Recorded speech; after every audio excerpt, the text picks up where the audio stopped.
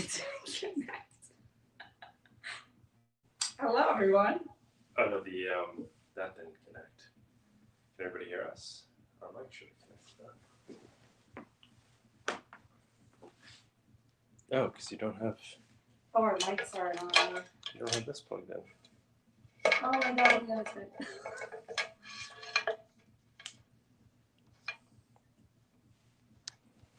Hello, everyone. We're having a little issue here. We're trying to fix it up. There we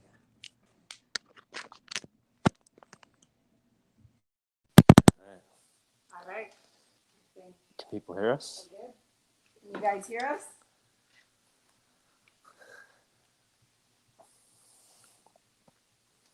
I'm assuming they can. How's it going, guys? Anybody on? Yeah, we have 3 viewers. All right. I just want to log into the chat. Us, yeah. All right. Oops. All right, 4. We're up to 4. Woohoo! Well, cheers Cheerios.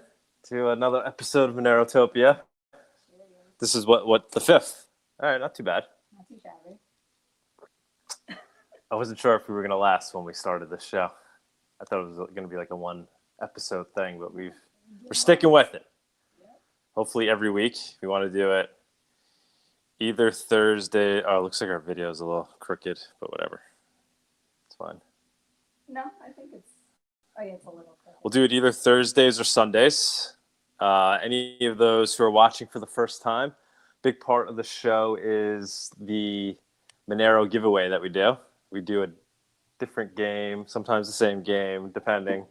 I think today we'll do the Monero golden balls again. I think that was like it. So, yeah, goal is to do the show once we have the most amount of people watching. So right now we only have 4.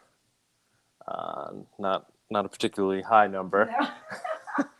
So we give the prize based on the amount of viewers. So last time we had like 55 people watching live. So we gave away $55 worth of Monero. So yeah, if you guys are watching, tweet it out, try to share, try to get some more people to come in and watch so we could have a larger audience. And yeah, anybody, I think today we can kind of really make this a more interactive with the audience type of show. Our guest kind of bailed on us last minute. We don't want to name names, but if you're watching, please never do that again. But yeah, if anybody wants to participate in the show, what's the room? Monerotopia on Jitsi. I thought you changed it. No, I just Okay. did the same. So yeah, anybody can jump on. So if you haven't used Jitsi, super simple. Go to, I guess it's jitsi.com, right? Yeah, just Jitsi. You go to jitsi.com. You don't need. Go ahead. Sorry. No, I'll throw it in the chat, so you can just click on it and jump on. Oh, okay. Throw the link in the chat. Oh, hey, Sean. You don't even have to download the app. You could do it through the website. No, you don't. Great thing about Jitsi is you don't need to create an account. So those of you that are privacy oriented, which I assume are most of you, very simple. Just click on it and you're in, and you can join the chat. Come up on stage and we can talk to you. Yeah, with your video and your mic. Hey, Sean. Sean from our meetup from New York is on. Sean, what's going on? Jump on the chat. Let's talk. Yeah, I threw it in the meetup for Monero enthusiast New York meetup. Oh, okay. So we were able to find one from there. Yeah, we helped run the Monero meetup in New York. Actually, I think we started it, right? Yeah, we started with Vic. Yeah. Cake Wallet, which, by the way, again, let's talk about our sponsor before we move on. As always. Thank you. Don Vic, we'll call him. Don Vic. He really is, though. He supports the Monero community in a very large way. He's always been a major supporter of our Monero pursuits. So thank you, Vic. Thank you to Cake Wallet. Thank you so much. Yeah, it's a Cake Wallet. It's the first iOS Monero open source wallet. And now he just recently incorporated Bitcoin into it, which is like huge. So it's a really smooth, slick app and it allows you to safely store, send, receive, and exchange your Monero and Bitcoin. And you always control your own keys and seed, which is like a huge thing. So, Very important thing. yep. Very important thing. One of the things, well, should we get to that? Let's talk about, the gratuitous. We can talk about the gratuitous a little bit. Yeah, sure. So for those of you that watched last time, we relaunched gratuitous. You want to explain what gratuitous is real quick? There's someone saying my sound is low. Maybe mine is just really loud. I'm very loud. You're on? Yeah, I'm on. Yeah, actually. Yeah. Maybe you're just not speaking loud. Maybe not. I'm still new to this, guy, so bear with me. He's very shy. Be kind. Can you guys hear her? Is she coming through at all? You just said sound low on the lady. I guess because I'm not as loud as him, so there's a difference there. But... Sean, jump on if you can. So yeah, gratuitous. Yeah, you can go. Okay, so gratuitous, we relaunched it. It's an idea we tried out last year. Basically, concept being that we're selling products. We're starting off with coffee. And then you can send tips in Monero directly to the producers of the product. So you can send a tip to the farmers that picked the beans and roasted the beans. So right now, nice, brought it up on the screen. Good job. So last year we tried it with Brazilian coffee. I had met a friend of a friend that knew somebody that had a coffee plantation in Brazil, a family that owned it for generations. And they hooked us up with them, and it worked out quite well. We tested the idea out. We sold a few pounds of coffee. Yeah, this is Brazilian coffee. Yep, we didn't meet the farmers. We didn't go down to Brazil, but we got friendly with the owner of the farm. We met her in New York, and she hooked it up. We explained Monero. She was very excited about it. We gave her the private key, which tips were then sent to, which she then hopefully passed on to the farmers. So it wasn't a perfect system, but she seemed very trustworthy, very sweet woman. And now we're trying it again, but we're trying to do it in the more ideal form. So we're actually going down to Guatemala, hopefully this month. Hopefully within like March. This month. We're going to go to the farm. We already have the coffee that we want from the farm that we want. Once again, it was just, we got lucky. We met people. Actually, through my congressional run, I met somebody local from Guatemala that has relatives that run this farm. And it turned out the coffee is like amazing. So coffee is really, really good. It's really, really good. It's from Guatemala, Antigua, which is like a premier coffee region. It's like surrounded by volcanoes. It's legit. And now we're going to actually go down there, and we're going to meet the farmers, teach them about Monero. Sunita will have to speak Spanish. And the farmers, one of the owners of the plantations, their son is a young guy who's into crypto. And hopefully he's going to help us out. And we're going to provide them with wallets, with their own, teach them the whole thing, how to hold their key. A lot of these people probably don't even have, they don't have like the iPhones and necessarily the smartphones to run, a wallet. But really with crypto, as we all know, all you really need at the end of the day is a piece of paper. You can write down your private key. And then the big criticism always is, well, what are they going to do with their Monero if they can't spend it?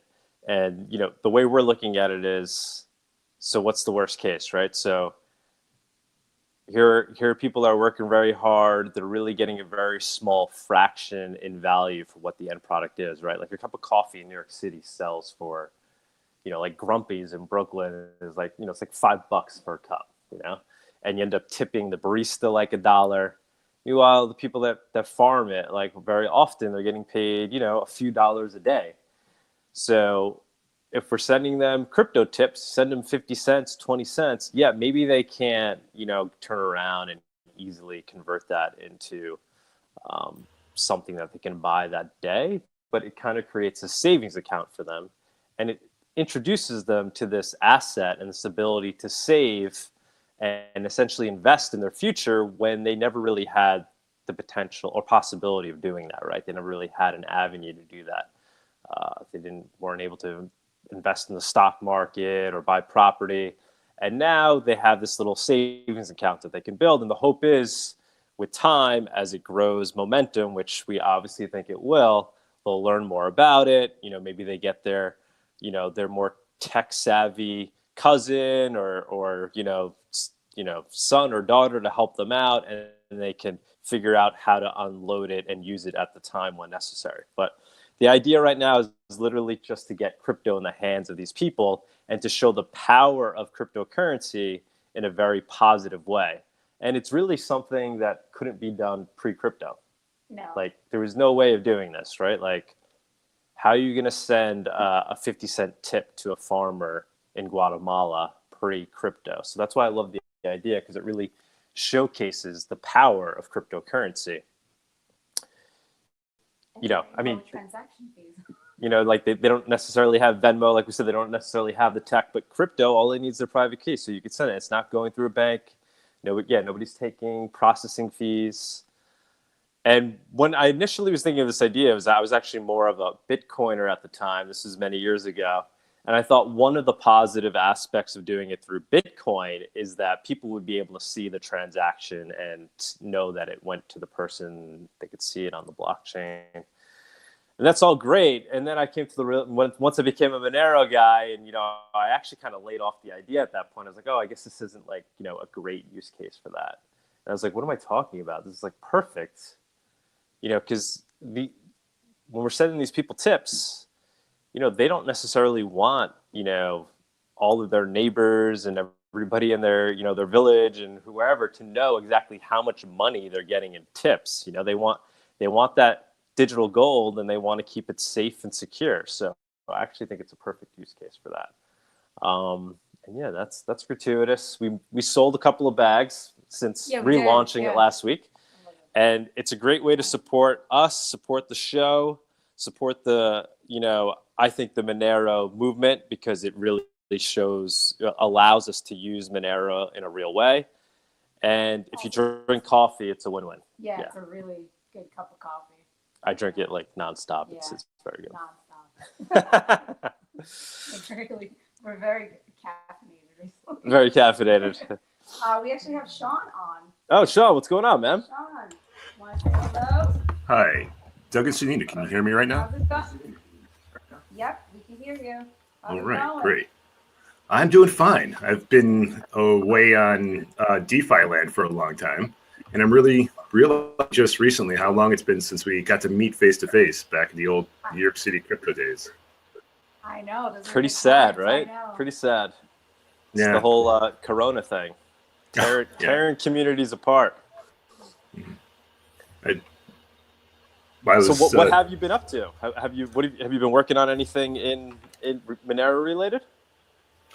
Oh, well, Monero actually got me interested in working on all forms of zero knowledge proofs, which, Zcash is the obvious example. But what I've been doing recently is mostly working on DeFi spaces, and a lot of them starting with the whole Ethereum chain with fees and things like that. Working with Zcash team, I've been working, well, most of those are independently run, and most of the people haven't been named publicly, but I've been working with some people who've been creating ways to combat the whole miner extractable value problem that's going on there. Zero knowledge proofs are great for that. Monero was basically the first chain that ever made anything like that. The whole concept of a rig signature is a zero knowledge proof. But the more abstract cases, when you take it with like Zcash or something like that, it can get really fun. Very cool. Zcash itself is trying to adopt more of a Monero style system, but I think anybody who follows that knows that because of the name problems, they've never really been able to bring up a bottom-up environment. Monero is a completely grassroots chain, kind of like Bitcoin. And now we're seeing the Bitcoin system kind of being overrun by, or at least being majorly influenced by the big players right now. We're seeing probably Monero's got to be one of the last chains in coins that's purely bottom-up. There's no institutional overriding anything. There's no corporation controlling everything. So I just feel like this is a great time to get involved, get back, and talk to everybody involved in this. Yeah, thanks for jumping on that. Yeah. Monero hasn't been sold out yet. You know, I mean, not like any of these can't, right? They're decentralized projects, but it does feel like Bitcoin has lost some of its cypherpunk, luster, right? I feel like, I don't want, yeah, obviously there's those in the community that are still very concerned about those ideas, but I think by and far, for the most part, most people that are in it now are just in it for number go up, which is great. That was part of the whole, it's part of the whole thing that made it work. That's why, it's crypto's gaining adoption in the first place, is because it's kind of tapping into this greed. But I think, and let me know what you think about this. I think like kind of the number go up mentality is starting to erode at the desire to use this technology for preserving liberty, right? And people are almost kind of getting bought out in a sense, right? Because they're becoming less concerned about these fundamental ideals that started this whole movement, because they're looking at the number and they're saying, I'm getting rich, so what do I care, right? So like, and I bring this up because, well, I always bring this up, but I bring this up for today in particular because in Congress, I don't know if you guys were watching, there was a subcommittee today that was talking about the potential, cryptocurrency potentially being used for funding terrorism. The whole topic was on about, how what's being used to fund terrorism and these white supremacy groups. And, obviously crypto became part of the conversation, and nobody was really talking about Bitcoin in a concerned way. It was more of like, oh yeah, we don't have to worry about that. If anything, it can be used to help thwart these things because we can see who's sending what to who. But Monero was actually brought up and it was criticized, and somebody went so far as to comment, and we should show the video at some point because I think it's, it's a pretty meaningful thing that happened today. Went so far to comment to say that we should ban these types of projects, ban these type of cryptocurrencies. And I was in a Clubhouse chat at the time listening to it. And it was a Bitcoin one. So I'm listening to all the Bitcoiners talking about it. And, I didn't really hear a concern from them with that, a little bit, but, it was more like, all right, well, they're going after Monero and these projects, but Bitcoin's good. And that's concerning to me. I don't know, Sean, what's your take on that? Well, yeah, that was a bit of a hot take today on crypto Twitter. You saw a lot of people noting that, hey, we're finally getting recognized now. So we're like Bitcoin was maybe 5 years ago when a lot of people were afraid of the privacy that could be involved in financial transactions. But now nobody talks about that with Bitcoin anymore. So it's fun. We're just behind Bitcoin was. But yeah, I guess it's just part of the growing pains. But the thing is, we really, Monero really does have those attributes, whereas Bitcoin never did. So it really is a first time thing, and I sent out a tweet. You can put the tweet up there. I basically tweeted it out today with the link to where it was in the discussion today. And I encourage everybody, we'll put it up, we'll play it. But I tweeted at, Gladstein of the Human Rights Foundation. We've had him on the show before, like a year ago. I tweeted out to Coin Center, Jerry Brito, the Electronic Frontier Foundation. I mean, so my hope is that this becomes a wake-up call. I mean, they all knew this was, I hope they all kind of saw this coming, but we haven't heard them come out and speak strongly in support of Monero or I hate calling them privacy coins, but of these true cryptocurrency projects like Monero. We've heard them talk very strong support of Bitcoin.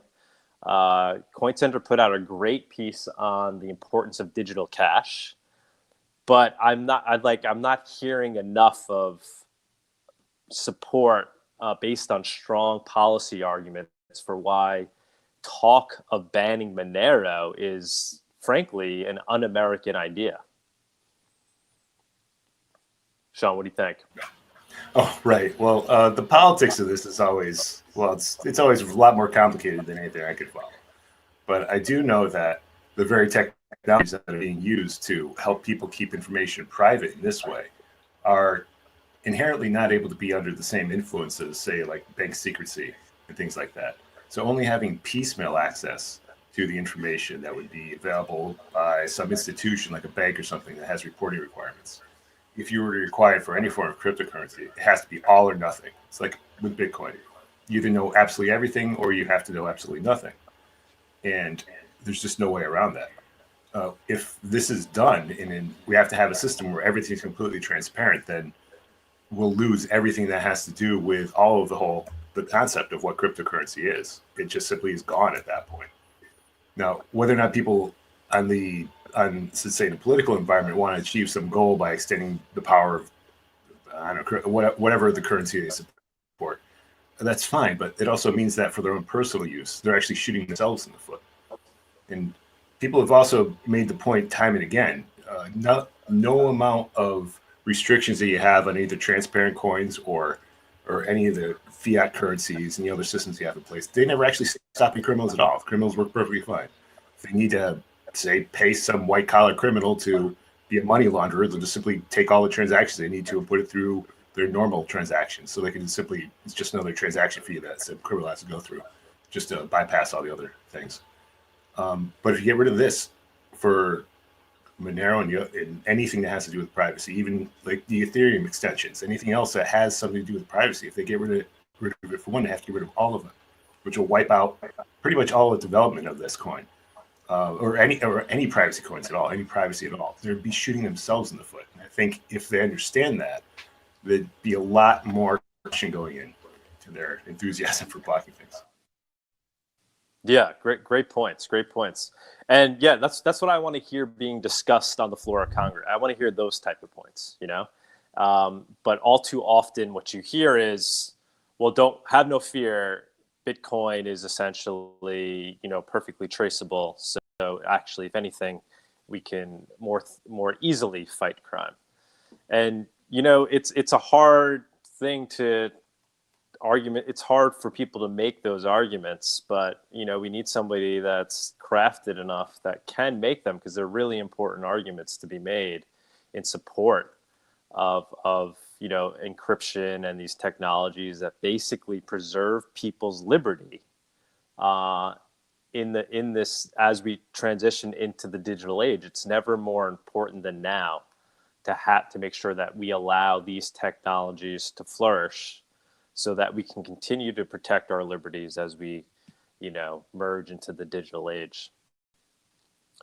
Anybody that's watching, guys, you can jump on. Yeah, we'll play the clip. Yeah, I put the link in the chat. We're gonna play please jump on, especially if you guys want to talk about this topic. I think it's a really important topic. We're gonna play the clip from today.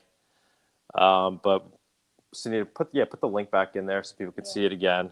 But yeah, jump back on. Come talk to us about this. We want to hear from the everyday folks of Monero. Sean, this is great that we were able to find you again. So you saw that we had the show up on Meetup? Oh, right. I was following crypto Twitter, and a bunch of people were mentioning the show, and then I decided to watch that recently. All right, even better. Even better, yeah. Right. Okay, so let's let me know if you guys can hear the audio. I think you can. First, from FinCEN to the RAND Corporation, they all expressed concerns about the use of cryptocurrencies by criminals. And we do have some examples that haven't been mentioned here. One example is the far right group, the white supremacist platform, the Daily Stormer. They actually solicit donations from users by cryptocurrency. They use Monero, but they've been high-profile, high-value Bitcoin transfers to a number of these U.S.-based domestic far-right extremist wallets. So, and a matter of fact, earlier this month, Secretary Yellen stated, she said, and this is a quote, "I see the promise of these new technologies, but I also see the reality." She said, "Cryptocurrencies have been used to launder the profits of online drug traffickers, and they've also been used as a tool to finance terrorism. So Mr. Glazer and also Dr. Rogers, I think you can speak to this as well. How does the use of cryptocurrencies, and I chair the task force on fintech, and we're worried about this. We're trying to adopt some of these technologies, but this is one of those double-edged swords, I guess. How does the use of cryptocurrencies affect the ability of law enforcement agencies and research organizations and financial institutions to identify and trace the funding of domestic extremists? Thank you for the question. Take a crack at it. Thank you for the question, Congressman Lynch, and it's good to see you again, and thank you for your leadership on these types of issues over the years. After 9/11, all the focus was on Hawala, and there was this notion that it was some sort of magical, mysterious system that nobody could comprehend, and it was impossible to trace through. And in the end, we found out that really wasn't the case. That it operated based on the same principles as a lot of other financial transfers, and it was just a matter of bringing it into the system in an appropriate way. And I think there's an analogy between that and cryptocurrencies. Cryptocurrencies aren't inherently bad, and in fact, as Secretary Yellen said, they have a lot of useful purposes and could really help on issues such as financial inclusion. That said, they're also subject to abuse. So the challenge is to bring them into the system and regulate them in the appropriate way. I do think that the Treasury Department approaches it the right way through the regulation of exchanges, applying customer due diligence, programmatic requirements, and suspicious activity reporting requirements to the exchanges, which is where the cryptocurrency is ultimately transferred into fiat currency, and where fiat currency is transferred back into the cryptocurrency. Again, I highlight that FinCEN has a rule out right now, a proposed rule related to unhosted wallets, which is a loophole in the system right now, and that is a place where I think people should be focusing. But the fact is that there are some cryptocurrencies out there which try to design themselves along the fault lines of the AML-CFT restrictions. We need to look at those. We need to make sure that those types of cryptocurrencies are banned. But we also need to provide opportunities for the sector to grow in a supervised, regulated way. Yeah. So anybody that was listening, so this guy Glazer basically, he pointed out two things: closing the hole on unhosted wallets. So this idea, we've heard a lot of discussion on this. This is something that's being proposed as a regulation that's going to come down. That basically, exchanges are going to have to know who's receiving crypto when it's being pulled off exchanges. So they want to know if it's going to, an unhosted wallet that's going to have to be reported.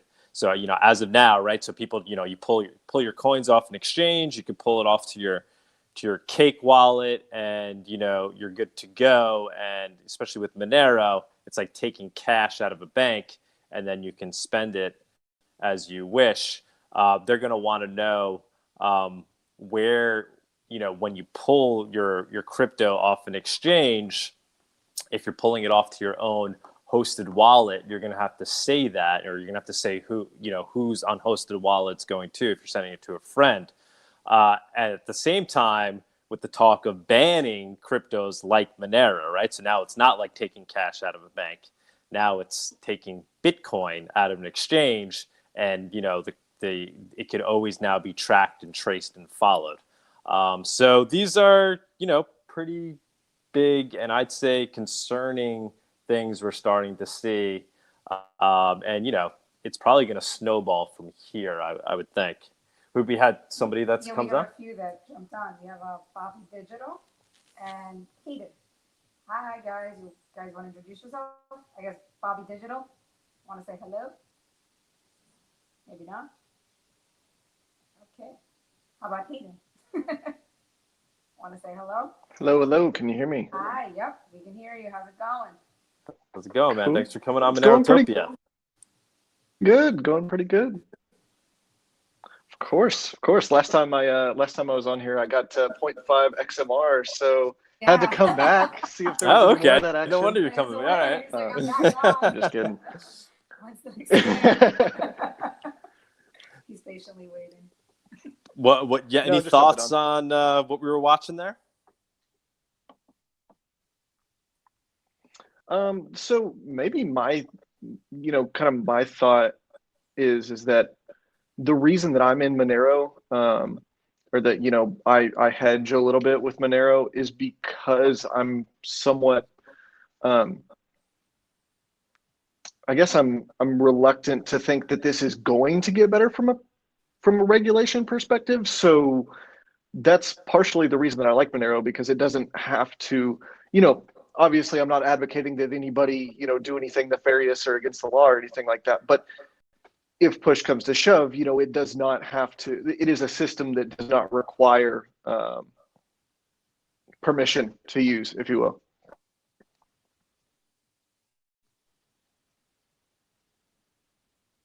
Go ahead. I thought you cut out for a sec. Still going? Does that make any sense? Yeah. No. That definitely. No, that was it. That's just kind of my thoughts on it. Okay. Yeah. That definitely makes sense. Yeah. No. I mean, nobody wants anything to be used for nefarious purposes, right? I mean, but we could say the same thing about the internet, right? I mean, it's if there's anything that terrorists are using, it's certainly things like the internet, right, to help with their communication and organization. But any talk of banning it in any way. Oh, okay, were they talking about terrorism? Well, yeah, we're talking. I had missed the very beginning of that clip. Yeah, that's basically it's that clip. What that was about was this congressman saying should we be concerned about Monero and cryptocurrencies like these potentially being used for funding nefarious activities and things like terrorism? And basically the response right, and the response that he got was yes, we should be concerned. In fact, we should probably consider banning those as opposed to cryptocurrency projects like Bitcoin that aren't private. So yeah, Gotcha. Well, then I spoke way too soon and sounded like I was advocating for something I'm definitely not trying to advocate for. Oh man, my bad there. No, what I was talking about was like the KM, know your customer, anti-money laundering, those type of regulations. I don't think that those are going to ever get to a point where the average consumer is going to be able to I don't think the regulations are going to go in the direction of the people that think with the principles of Monero. My money is mine. It's none of your business what I spend my money on, et cetera, et cetera. So definitely wasn't advocating for anything like we were talking about a second ago. I was more on the know your customer AML stuff. Yeah. Well, he talked about two things. Yeah, he was also talking about closing that what he's calling kind of basically a hole. The one hole being so saying KYC AML is allowing governments to basically track and trace as needed, just like they were able to do with traditional money services, because they know everybody who's purchasing crypto and they can use that. But he's saying there's a hole in that when people send money off to these unhosted wallets, so they are concerned about that component as well. Anybody else on the Jitsi? Bobby Digital, he's ready to say hello. Bobby Digital, what's going on? He's been on before. Hello, Bobby. We can't hear you. Bobby. You lost Bobby Digital? I think he was on the last time that I was on as well. Okay. Florida. He also won. These are the people that want to jump on. Anybody else wants to jump on? We'll post the link in there. Yeah. Your mic isn't working. He's unmuted. So another thing to Sean, you still there? I think he is still here. I mean, it's showing that he's here. Yes. Sean, can you hear me? Yes, I'm still here. Sean, I wanted to hear your thoughts. All Another right. thing too is this week I actually interviewed Zoid. What's his name? Yeah, I don't know his real name is Crypto Andy. Zoidberg. Oh no, Andy. Yeah, Crypto Zoidberg. Okay, Right. and a slightly controversial figure. It was a great interview, great talk. He claims to have been, a big part of the crypto note, what he was calling the crypto note project. He helped in the development of crypto note. He worked with Nicholas van Saberhagen in developing that, and then building the first version of it, which was Bytecoin. So it was pretty cool. Are you familiar with that history, and do you have any information there? Well, I can just give you some rumor information and things I've heard secondhand. I can say specifically, I myself was not involved in any of that, but I have worked with people who were involved from the very beginning. And Crypto Zoidberg's fingerprints are all over everything in the early days. He was there. He was involved. But I'm not add much more than that. But to say, he was the early setup of the original crypto node protocol in its original implementations. And he also was involved with Monero, which became Monero, for just a slight bit of time before he parted ways. But if any information he has is definitely going to be, it's going to be there. If he can provide any unique information, it's something you should listen to. Yeah, definitely tune in, guys. Check it out. It was a really good interview. He was a little hesitant to say some things, and I understand why. But I've heard that from a few people now saying, he was there. He was there in the early days. So I know there was a lot of controversy in the early days of crypto note. Sean, do you have any opinions on that? On the kind of like the early days, the controversy with, how Bytecoin was started and had the pre-mine, and then there was Monero eventually turned into Monero. Zoidberg eventually went off and branched off and created Bullberry, which became currently is called Xano. Do you have any thoughts on that? Well, I don't really want to speak for anybody else, but I can give you some commentary. At least I can help you maybe summarize some other things that are available as researchable elements. Like you can read the original crypto note papers and take a look at some of the information there. Like there were two separate versions that were released originally, and they looked to be years apart. And their information implied in the first and second ones seemed to be must have been something occurring for a long period of time between the two. But if you were to inspect the PDF document itself, you can see there's very strong evidence to suggest that they were both created basically in the exact same day. And then one of the original document was backdated to an early. This also has to do with the original mining controversy, meaning that it looks like one of the original miners that was released in public in open source seemed to be extremely inefficient, and which suggests that somebody may have had another version which was not so massively inefficient, might have been going on for some period of time. And it was possible to use also what's called the time warp attack to, should you happen to have 100% of the mining capacity of a particular coin, you can make it look like the coin was older than it originally was.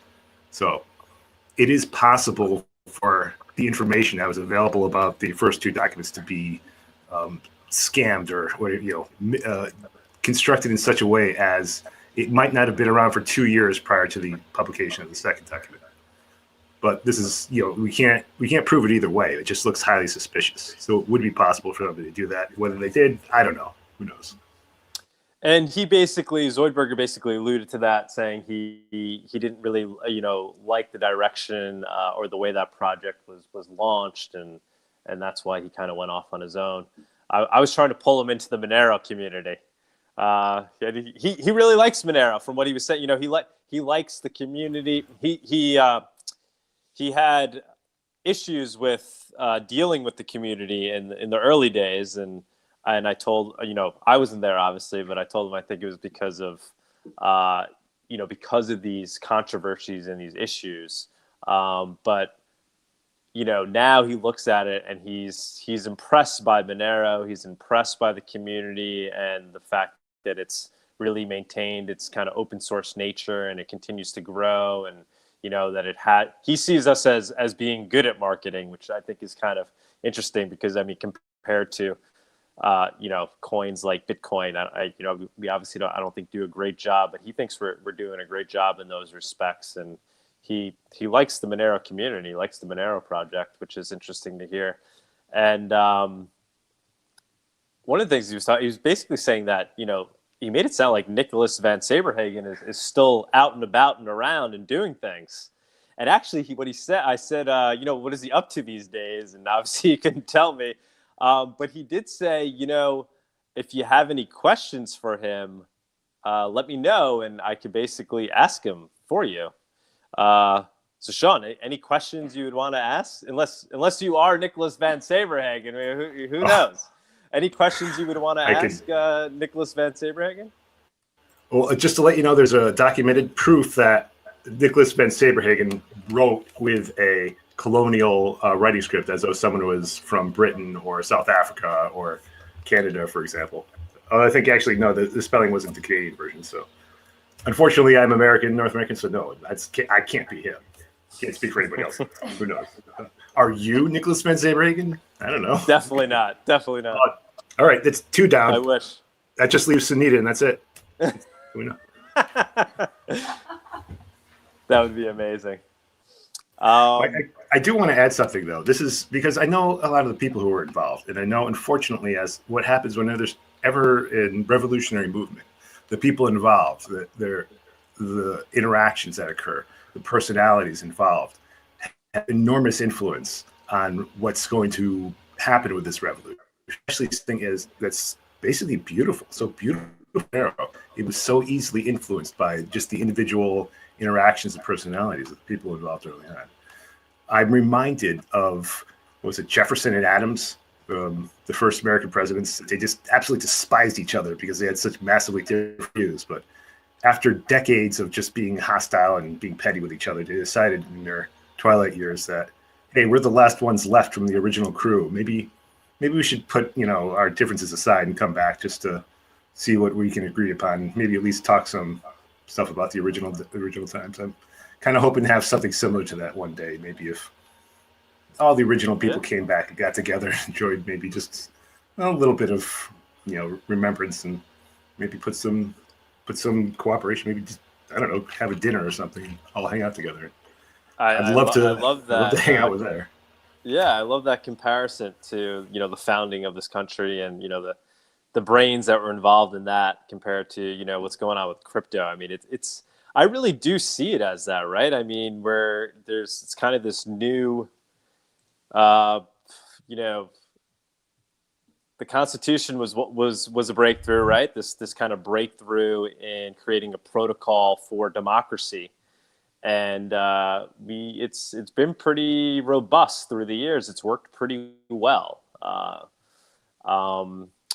And now we're seeing this new protocol that's even, more decentralized and even more, has even more potential of creating a more truer democracy. And it is pretty amazing to be a part of it and witness it and actually get to talk to these founding fathers that are involved in it. It's pretty amazing. Got to say, I obviously love it. I'm enjoying the ride. Well, yeah. Hey, I don't know. I just love the community. It has succeeded, and I think that's, if you look back at this was just a little promissory thing that might have happened. And of all the different attempts that were made to really launch something, it was really only Bitcoin and Monero that actually did succeed the way that the theory was. We've all seen other attempts that were really notable, like Mimblewimble, for example. I was just looking back at that. There was a really good attempt to try to start something there, but it just didn't have that critical mass to follow it in the way that Monero did, and well, Bitcoin as well too, because of that legendary founding. But yeah, it's just Bitcoin and Monero. Everybody else is, well, they tried, but these are the ones that succeeded. Yep. Who else do we have on? We have, Hello, it's me, Monero Trader. Hi, Monero. Monero Trader. How's it going? How's It's going fabulous. How are you guys doing today? Thanks for coming on, man. Have you ever, you haven't been on, right? No, I think this is my first public appearance. I've tried to keep a low Amazing. profile. Yeah, we see you all over Twitter, right? You're the Monero Trader of Twitter? Eat, breathe, sleep, drink. Yeah, that's me. Monero. What's going on, man? What do you have to say? Not too much. Just enjoying a nice sunny Friday afternoon and saw your stream was up. Figured I'd stop by and say hello. So are you a big Monero trader? Are you do you watch the technicals closely, the price technical? I was really fortunate that in like the early 2014s, I was on Bitcoin Talk following all the early Bitcoin guys, and I would go through all of their histories and look at all their posts. And a couple people stood out to me, and I saw that they were posting a lot in this Monero like Bitcoin Talk thread. And once I kind of wrapped my head around what they were trying to do, I was like, come on, like this is it. It's what I've been waiting for. So at the time, I just started going heavy into XMR, and I've never sold a Piconero since. Nice. Got to hodl that Monero. What's your take on what we saw today? Did you watch that clip that we posted? I think I missed it. I was jumping on the stream. Okay, well, we'll play it again. No, just kidding. It was like a no need. But basically, it was a congressional hearing, and they were talking about how cryptocurrency can be used to fund terrorism, and then in particular, Monero was called out and mentioned as a concern being there on how it can be used to for nefarious activities, and right. Then the response from Daniel Glazer, he's not a congressperson, he's just kind of like an expert in the field, basically saying we need to ban these things. So basically calling for the banning of cryptocurrencies like Monero. I feel like we've arrived. What's your take on it? I think it's like that famous adage, right? Like first they laugh at you, and then eventually they fight you, and then eventually you win. So this might be the fight stage for Monero, where we need to demonstrate that we can disintermediate them with these cross-chain atomic swaps. And if people need to pull all the Monero from exchanges to avoid, having their assets seized by some crazy legislation, then that's what we'll do. But I'm not really scared of it. I mean, I guess I'm old enough to remember this being said a lot about even Bitcoin in 2013, and they had, the Silk Road, people getting, thrown in jail and all their assets getting seized and stuff. We lived through all that, and Bitcoin ended up being this, super successful mainstream financial product now. So I wouldn't be surprised if we see Monero undergo that same kind of adoption curve. And plus, I think that number of people who truly own material amount of Monero is probably tiny. So I don't know. I think it's just a lot of kind of posturing towards, whatever. But I don't really take it seriously. I don't really worry about it too much, I guess. Okay. Because Monero makes it irrelevant. It doesn't matter really, right? I look at it in two lenses. So one, the lens that you just described. So that's the whole point of this cypherpunk and crypto anarchist technology is that, there's no need to care if it's built correctly and doing what it's supposed to do. It's basically unstoppable. But then I also look at it in the lens of, well, practically speaking, if you don't want the adoption of it to come to go through a dark ages where it's going to be difficult for people to onboard, then it's going to be a problem. I think ultimately the cream will rise to the top, and fundamentally the technology, it's going to play out that it is unstoppable and it's here to stay. But it's I don't want to see it have to kind of go into into the fringes, right, and hide in the weeds for a decade before it can come back out. It could certainly happen given the state of where things are right now. We don't have cross-chain atomic swaps yet fully working, so yeah, full-on stopping the liquidity at the exchange level would for sure dampen Monero adoption. Absolutely. and that's why I always, so all those things are great and the most important, but I then make these arguments for, I want to see political activity take place. I want to see people arguing for Monero on a political level. So making these arguments as to why it would be un-American. I don't know where everybody lives, but I'm talking about America and where I live and what's most concerning to me, and how I think it would be un-American to potentially ban Monero. Hold on one sec. Sorry about that. And I'm not seeing that yet. Obviously, I talk about it. Did we get disconnected? Are we still there, guys? Can you guys hear us? Yeah, I can hear you. And so I'm just not seeing, I ran for Congress with the hope that I would have potentially been that guy. But I'm hoping that, others start to make those arguments. And I'm not seeing anybody step up and make those arguments as to why it would, be unconstitutional to ban Monero. What do you think about that? I think Dr. Daniel Kim has some really good YouTube videos out there that go into a little bit as to why Monero will be safe and so far as being banned outright. And I think it has to do with freedom of speech, right? Being a constitutionally protected right, and things like PGP code surviving the Supreme Court case. Yeah, 100%. There's a bunch of arguments. One of them, is free speech. That's I think the strongest one. I mean, the free speech in terms of the code itself, right? So this idea of banning cryptography is essentially what you'd be doing, or banning the ability to program something.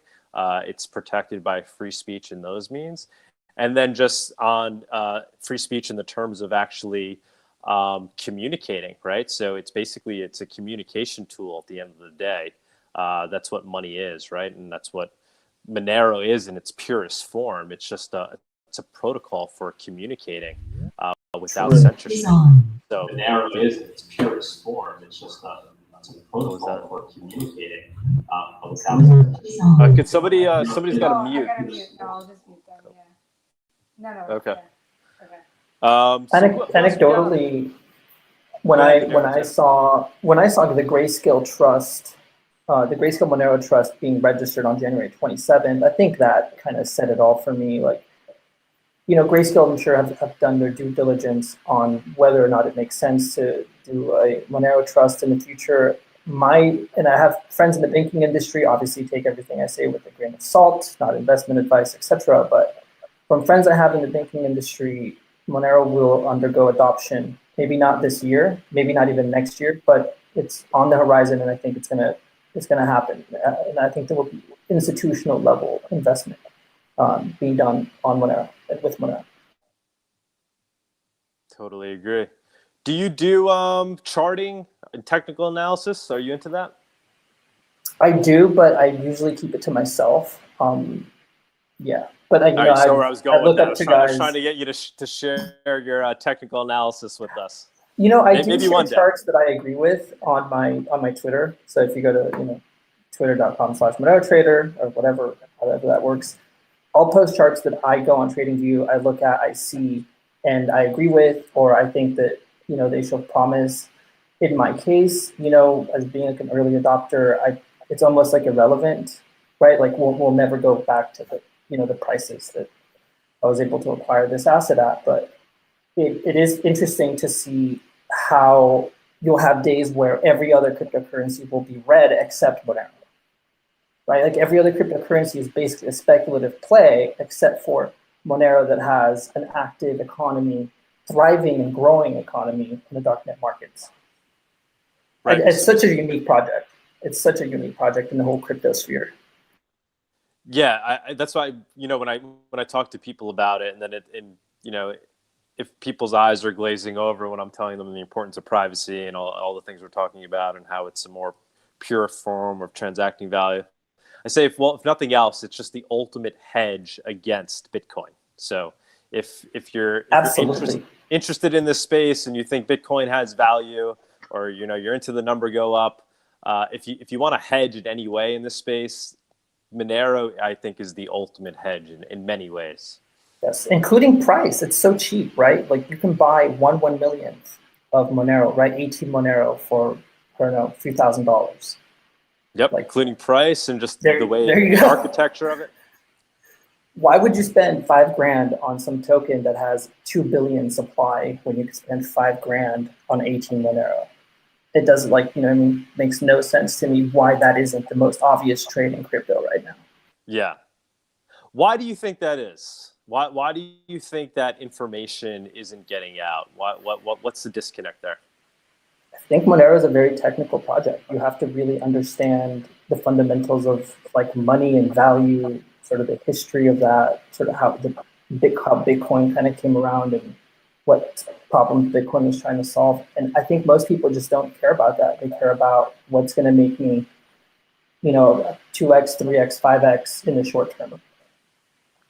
And the people that do care about that are already very much invested in Bitcoin to the point where they're unwilling to, overcome that cognitive dissonance of being, financially attached to an asset.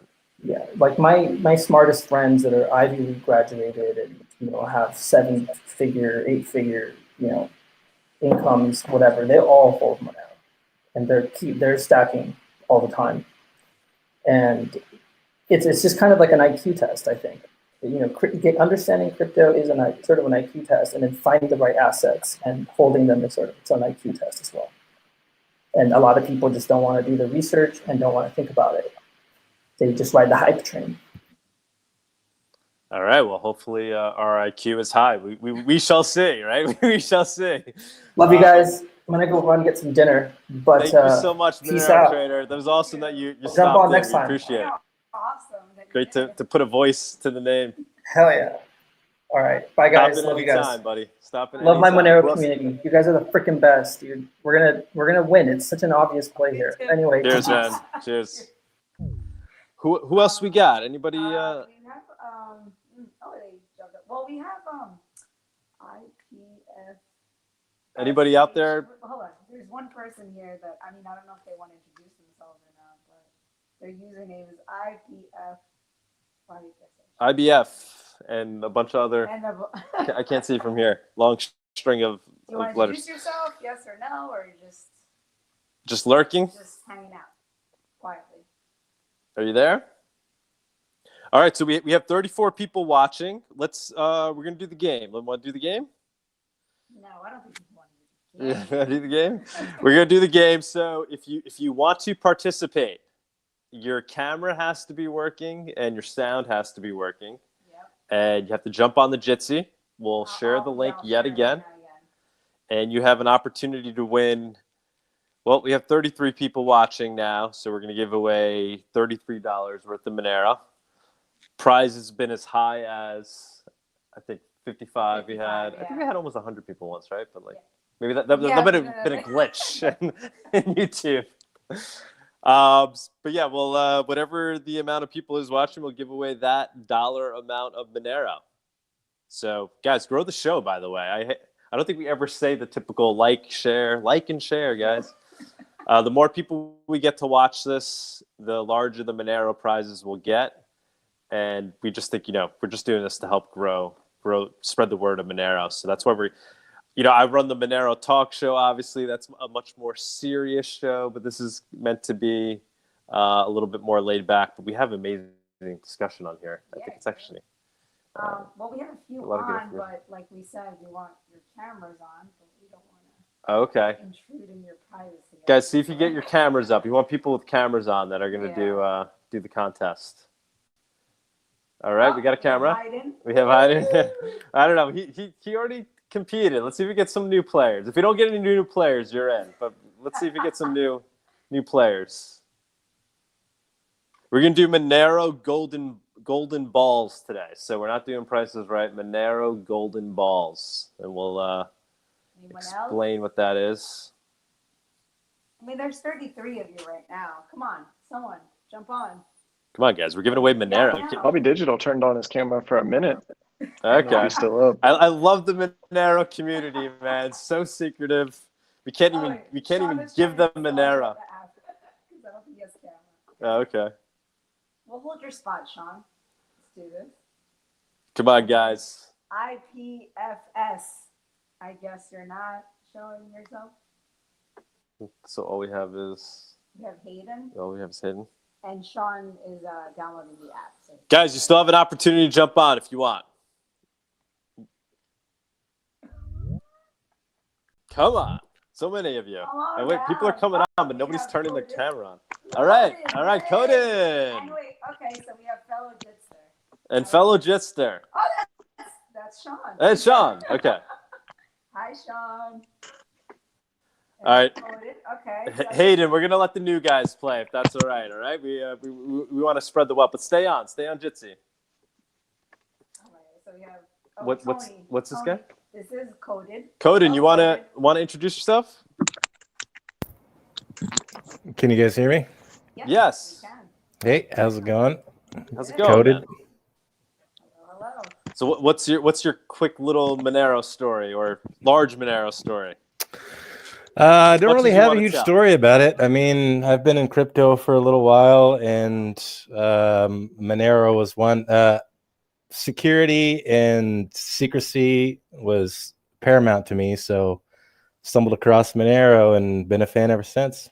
Cool. Did you start with other cryptos and find your way here, or was that kind of your I mean, I started with Bitcoin, and then, being an open ledger, wasn't a huge fan of all that. So I started looking into actual cryptocurrencies. All right. I like the way you put that. Found Monero. Awesome, man. And who else we got? What's the other? We have Tony. Do you have a camera, though? Because we need to see your face. I'm sorry. And Henry, also. Hello. Tony and Henry. Well, let's. Sean already introduced himself, Yes, we did. so let's do the game with these two guys, with Sean and what's this guy? Oh, you left. Okay. No, Coded and Sean. Coden and Sean. All right, so we're gonna do the golden Monero balls. All right, so this this actually came from a talk that Daniel Kim recently did. I implored you guys to check him out, check out all his videos. But he had mentioned this game show. It was a British game show. Basically, I don't know what the whole game show is about, but at the end of the show, what they do is they Hello, Vic. they allow people. Hey, Vic, what's going on? Please. They allow the contestants to fight over the prize through either making a deal to share it or allowing or somebody kind of decides to abscond with it. So you can share, split, or steal, right? So we're giving you guys 33. We'll round it up to $40 worth of Monero. So Sean, You got a private message us, though. We have Yep. Sean and Coded. Sean and Coded, just chat it out real quick in public. Let us know if you guys are going to split the prize or if one of you is going to try to steal it. And then you message us privately and let us know what you've decided to do. And if you both selected split, then you will in fact split the prize. If one of you said steal, then the person who said steal gets the entire $40 worth of Monero. And if you both say steal, then neither of you will get any Monero. So this is kind of a game theory game here. Let's see how greedy you guys are if you're willing to cooperate. So go ahead. What are you guys planning on doing? But you can't. You have the message. Right. Well, no, So you could chat it out a little bit between each other publicly. Oh, I don't know. In this case, you actually have to really think about what the other person's going to do. sure. And, yeah, I don't know. I myself, I don't really particularly care for people with very long beards. I think a nice little stubble is probably the best thing. So I don't know. I'm a bit cautious here. I might think that it might get stolen. So I don't know the best thing to do. Yeah, I'm a pretty sharing kind of guy, but I'll tell I you don't what, know we're gonna bump the prize up to $70 worth of Monero. So now I think it would be worth the steal at that point. 30, you might as well just share it. 70, That's quite a bit of true. Monero. Well, I don't know. I don't know. It's All right, well, we'll DM us. Each of you DM us what you're deciding to do. Okay. I heard that as it gets So closer to $70 life-changing worth money, of Monero. people will Split it, steal. you each get 35. If one steals, you get the whole 70. I see. Well, I don't know. I still have the sneaky suspicion that I'm going to be stolen against if I vote for at least explicitly state that I'm going to go for a share in that case. So maybe, I don't know. Maybe I should just go and say I'm going to make it a coin flip or something like that. So it's not really up to me. You gotta message us privately. You should go with what you think will, create your best chance of actually getting some Monero. So. Yeah. Well, if I explicitly say I'm going to share, then obviously the only thing that's going to happen in response is I'm going to get stolen. No, that's not So I can't true. explicitly say The that I'm prize going to was share. they doubled the prize. So if we share it, we pretty much get the prize that they announced, unless one of us says steal. Yes. And then neither of us get it. Oh, that's very convincing. That sounds like somebody who would want to convince somebody of the fact that they're not stealing it. Oh, I see. Yes, this is exactly the type of psychology you have to have. True Monero move right there. Everyone will remember though your choice. Sean, send in your choice. Okay. Did we get? Did both of them send it in? You guys haven't DM'd me privately. Yeah, DM us, Sean. I sent mine. Sean and oh wait, did you? No, you're a fellow. No, I didn't get anything. You privately DM'd it? I just DM'd it. I just DM'd you. Oh. Did you get my hello? Yes. Okay. So what happened to Vic? Vic said he's just stepping out for a second. He wants to see how it works out, and then he'll Just checking in. So Anita, could you making send sure me a his DM? sponsorship is being well spent. Did they both message? No, they have not. Come on, guys. I hit reply. He hit reply. So. I didn't do anything. Oh, yeah, sorry. Okay, yeah. We got coded. We got coded. Oh, now boy. Sean, Okay. drum roll. Sean. All right. This is. All right. Did you send? Did you get my message? No. Oh. Are you sending it through Jitsi? You have to send it to Jitsi. Through. It's private messaging. I think I messaged you. Yeah. I'll do it again. All right. I'm trying this again. There you go. Shall we have Jeopardy music? Yeah, we were doing that. Price is Right. We'll have to take it up a notch next show. Okay, I guess I can't send you messages. Oh well. This is intense. All the intensity is. Well, I've already sent my message, so he could announce it publicly if he wants to. Oh, there you go. That's true. Okay. If you want to do that, well. Well, no, we gotta. Okay. You don't want to. Hold on. Actually, no. He's got it. Yeah. Sean, did you send? Yes, I tried to. I don't know if you can see it though.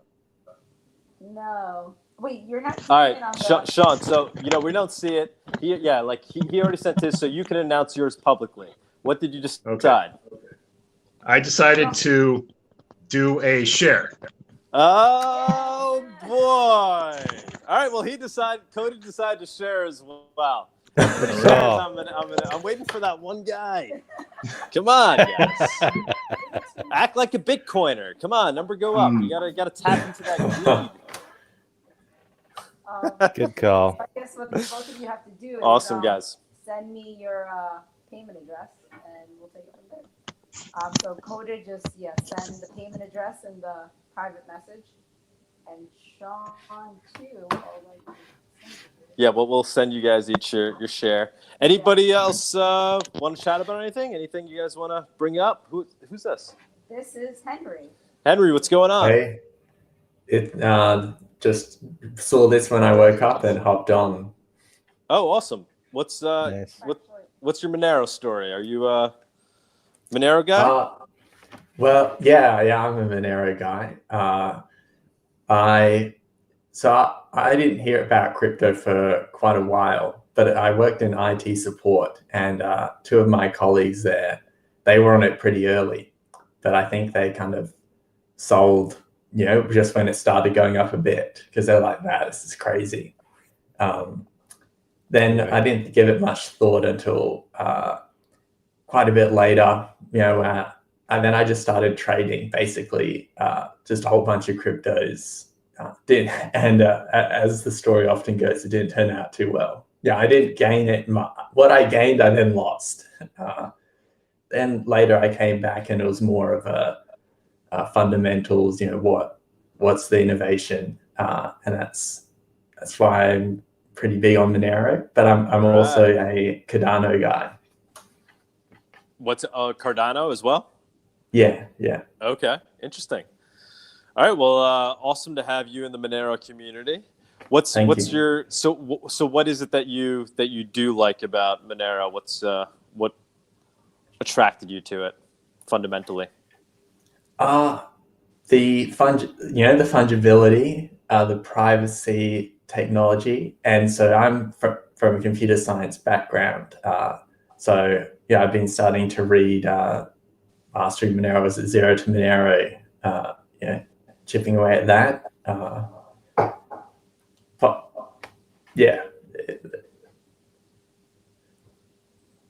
Nope, cutting out for a sec. Still there? Yeah, still here. And any interest in working on the project itself on a computer science level? Is that something you're? Yeah, I would be. Though I looked at the code, and it's a bit. Some bits are very nice, like Sarang's bulletproof plus PR. Like the code is very nice, but I think the inherited CryptoNote code base is a bit messy. A lot of complicated template C++ stuff. So it'll take a while to get up to speed. Plus, I'm not god tier crypto intelligence. Yes, I'm nowhere near that. I'm not a computer guy really on any level. So much respect to you for even potentially being able to dip your toe in that water. Did you see that proposal that's out to essentially try to clean up the Monero code base? Is my understanding. It was an anonymous, and it was funded. What are your thoughts on that? Yeah, so I saw that. I thought this is a great idea, but I would probably suggest doing it a slightly different way. So recently I learned about this type of programming. It's a class of languages called dependently typed languages, which allow you to essentially write programs as proofs, and you also would write proofs as programs, like they end up being equivalent. So you can write, for instance, you could define the natural numbers as a data type, and there's two constructors, 0, which has no arguments and gives you back a natural number, and successor, which takes a natural number and gives you back a natural number. And then you can define like addition, and then you can prove that 3 plus 5, where 3 is shorthand for suck, 0, and 5 suck, 0, actually all equate out to 4, and you can prove things about the program. And you can build up more complex programs that do I/O. And I don't know how doable it is, but I think you could, if you wrote out a specification for how the networking should work, you'd be able to prove certain properties about it, possibly. I think they implemented Bitcoin, like a lighter version of Bitcoin, some subset using this technology like Agda. So I don't be if you did it that way, you could really prove certain properties about the code, whether it's the networking stack or something else. Yeah, often one of the major criticisms that's mounted against Monero is the fact that it's not as easy or as obvious to audit as Bitcoin. Do you have any comments on that? Oh, yeah, I can get where what they're saying there, but at the same time, I guess it's like Fluffy Pony's presentation that he did was quite good on this. Yeah, it really breaks it down well. Yeah, I think it can happen to any cryptocurrency. There could be a bug in the software, so which affects the auditability of the supply. Right. So as time goes on and as more eyes look at the code, we should kind of approach the point where we can trust that everything has been properly implemented. Is the way I look at it, right? So the more eyes, the more brain power that's reviewing it, the more verified it becomes. Yeah, I'd agree with that. Though Monero is also constantly evolving, so new code is being introduced, patches are being made, reworked, and so I think you have to eventually set on some type of technology which makes it so like what you're adding doesn't introduce any new risk, but that's very difficult. I just saw the comment. Yeah, that is one of the reasons I like Cardano. They kind of employ these methodologies to some extent, but I saw a bug on their testnet for their implementation of the Ethereum virtual machine, and Hello World wasn't working. So whoops. Yeah, whoops. It's hard to do. So yeah. Well, thanks for joining us today. This is all. I mean, this is kind of our dream come true with the show right now. So we have 34 people still watching. Everybody that's kind of tuned in has stayed. It's amazing. And then we have so many people that logged on to be on the stage and chat with us. So let's keep it growing, guys. This is, the larger this gets, we could hopefully start to pull more people in, even maybe potentially from outside of the Monero community, start to come in, tune in. And that's what this is all about. It's about growing Monero and just giving a platform for the community. And we can just have nonchalant conversation and great Monero prizes. Sponsored by Cake, which is open source. We saw that question. It is open source. All right, guys. Thanks again. Have a good night. Happy Thursday. We'll see you again probably next Thursday. Sometimes we do these on Sundays, but I think Thursdays is probably the best day. All right. Cheers, everyone. Thank you so much. Cheers. Ciao.